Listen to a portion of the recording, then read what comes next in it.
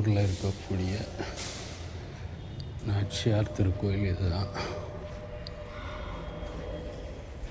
Well maintenance.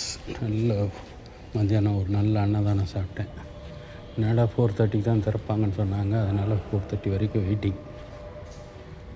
நல்ல அருமையான கோயில் நாச்சியார் திருக்கோயில். ஃபுல்லாக ஸ்ரீரங்கம் கோயிலோட கட்டுப்பாடில் இருக்குது. அதனால் ரொம்ப சிறப்பாக இருக்குது. ரொம்ப பழங்காலத்து கோயில் போல் இருக்குது.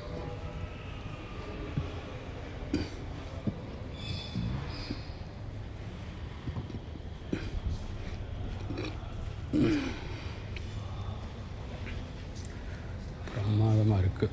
நம்மாழ்வார் சன்னதி திறந்துட்டாங்க. உள்ளே ராமானுஜர் இருக்கார், நம்மாழ்வார் இருக்கார். சிறப்பு.